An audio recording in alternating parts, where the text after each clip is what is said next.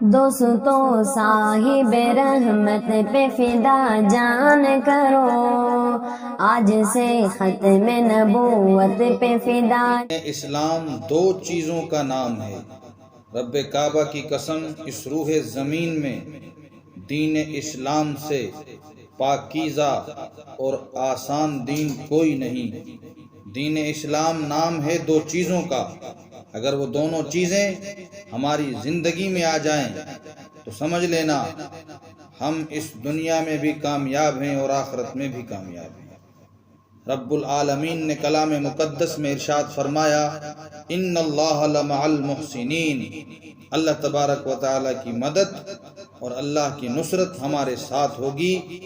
ان دونوں چیزوں کا ذکر اللہ تبارک و تعالی نے اس آیت مبارکہ میں فرمایا، وما آتاکم الرسول فخذوہ وما نہاکم عنہ فانتہوا۔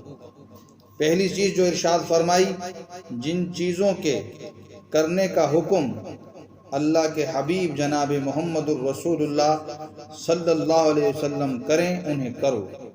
دوسری چیز جو ارشاد فرمائی کہ محمد الرسول اللہ صلی اللہ علیہ وسلم جن چیزوں سے تمہیں روکیں ان سے رک جاؤ۔ اب ہماری ذمہ داری ہے کہ علماء اور صلحاء کے پاس جا کر یا دینی مسائل کی کتابوں کو پڑھ کر یا مسجد کے اعمال میں جڑ کر یا اللہ کے راستے میں نکل کر معلوم کریں کہ آیا اللہ پاک نے قرآن کریم میں اور جناب محمد الرسول اللہ صلی اللہ علیہ وسلم نے احادیث مبارکہ میں کن چیزوں کا حکم فرمایا ہے اور وہ کیا کیا چیزیں ہیں جن سے منع فرمایا ہے۔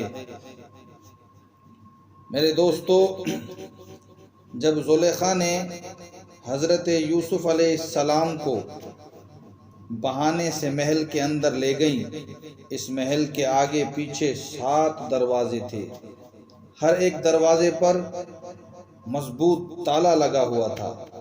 جب یہ اطمینان ہو گیا کہ 7 دروازے نہایت مضبوطی سے بند ہو چکے ہیں، تب اپنی خواہش کا اظہار کیا، جس کو قرآن مجید نے ان الفاظ کے ساتھ تعبیر کیا ہے، وراودته التي هو في بيتها عن نفسه وغلقت الابواب وقالت هيت لك۔ چنانچہ ظاہراً سیدنا حضرت یوسف علیہ السلام کے لیے تمام دروازے اور اسباب بند ہیں، لیکن ان کا خلوص پاک تھا، مجاہدہ ان کا صاف تھا۔ انہوں نے دروازے کی طرف دوڑ لگائی، ان کا دوڑنا تھا اور تالوں کے دروازوں کے تالوں کا کھلنا تھا، خود بخود ٹوٹ ٹوٹ کر نیچے گر گئے۔ دروازوں کا کھلنا تھا تو اللہ رب العالمین نے کلام مقدس میں ارشاد فرمایا، والذین جاہدوا فینا لنہدینہم سبلنا وان اللہ لمع المحسنین۔ میرے بندو، اخلاص کے ساتھ کوشش تو کر کے دیکھو، آگے راستہ نکالنا اور بنانا میں اللہ کا کام ہے۔ میرے دوستو، سمجھنے کے لیے ایک مثال عرض کر دوں کہ جو تنگی ہم کو دین میں نظر آتی ہے وہ تنگی خود ہمارے اندر کی ہے۔ جو تنگی ہم کو دین میں نظر آ رہی ہے وہ تنگی خود ہمارے اندر کی ہے۔ دین کی مثال تو بالکل آئینے جیسی ہے کہ ہماری صورت اس میں نظر آتی ہے۔ جسے ایک حبشی جو تھا سفر کر رہا تھا، راستے میں ایک شیشہ پڑا ہوا نظر آیا۔ اس سے پہلے اس نے کبھی شیشہ نہیں دیکھا تھا۔ اس کو اٹھا کر اپنی صورت جو اس میں دیکھی، صورت کالی، موٹے موٹے ہونٹ، بے ڈھنگی ناک، تو اس نے یہ سمجھا کہ اس کے اندر کوئی دوسرا شخص ہے۔ شیشے کو دور پھینک مارا، کہنے لگا، اگر ایسا بدصورت نہ ہوتا تو تجھ کو یہاں کون پھینک جاتا؟ اب آپ انصاف سے بتائیے کہ بدصورتی جناب کے اندر ہے اور الزام شیشے پر ہے۔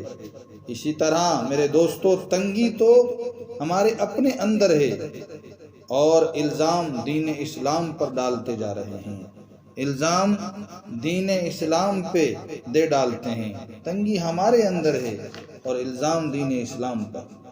میرے دوستو، میرا دعویٰ ہے کہ دین اسلام ایسا آسان اور جامع اور عالمگیر مذہب ہے جس پر امیر بھی عمل کر سکتا ہے، فقیر بھی عمل کر سکتا ہے، حاکم بھی عمل کر سکتا ہے، اور درباری بھی عمل کر سکتا ہے، بادشاہ بھی کر سکتا ہے اور گدھا بھی کر سکتا ہے، عالم بھی کر سکتا ہے اور جاہل بھی، ان پڑھ بھی، تندرست بھی اس پر عمل کر سکتا ہے، بیمار بھی عمل کر سکتا ہے، اندھا بھی کر سکتا ہے، لنگڑا لولا بھی کر سکتا ہے۔ البتہ جو جتنا زیادہ مجاہدہ کرے گا اللہ تبارک و تعالی اس کے لیے اتنا ہی زیادہ ہدایت کا دروازہ کھولے گا اور قوت ایمان میں اضافہ فرمائے گا۔ میرے دوستو، حضرت ابراہیم بن ادھم رحمت اللہ علیہ کا نام آپ حضرات نے سنا ہے۔ یہ ملک بلخ کے بادشاہ تھے۔ ایک مرتبہ اپنے شاہی چارپائی پر سوئے ہوئے تھے، اچانک چھت پر کسی کے چلنے کی آواز آئی، آہٹ سنی۔ حضرت ابراہیم بن ادھم رحمت اللہ علیہ نے پوچھا کہ بھئی میری چھت پر کون ہے؟ جواب دیا کہ میں ایک چرواہا ہوں۔ حضرت ابراہیم بن ادھم رحمہ اللہ نے پھر پوچھا، ارے بھائی میری چھت کے اوپر کیا کام ہے تمہیں، کیا کر رہے ہو؟ اس نے جواب دیا، میرا اونٹ گم ہو گیا ہے، اونٹ کو تلاش کر رہا ہوں۔ حضرت ابراہیم بن ادھم رحمہ اللہ نے کہا، ارے میاں، اگر آپ کا اونٹ جو گم ہو گیا ہے تو تمہیں جنگل میں صحرا میں تلاش کرو، یہاں چھت پر اونٹ کہاں سے ملے گا؟ اس نے جواب دیا، حضرت ابراہیم بن ادھم کو جواب دیا کہ جب آپ کو نرم بستر پر اللہ مل سکتا ہے تو مجھے چھت پر اونٹ نہیں مل سکتا۔ کتابوں میں لکھا ہے اس بات کا سننا تھا۔ حضرت ابراہیم بن ادھم رحمہ اللہ کی دل کی دنیا ہی بدل گئی۔ سلطنت بلخ کو ٹھوکر ماری، گوشہ نشینی اختیار کری۔ پھر اللہ تبارک و تعالیٰ نے ان کے لیے سکون قلب اور معرفت خدا بندی کے دروازے کھول دیے۔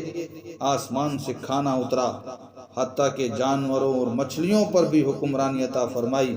والذین جاہدوا فینا لنہدینہم سبلنا وان اللہ لمع المحسنین۔ دعا کریں اللہ تعالی ہم سب کے لیے دین پر چلنا آسان کر دے اور شیطان کے مکر و فریب سے بچائے۔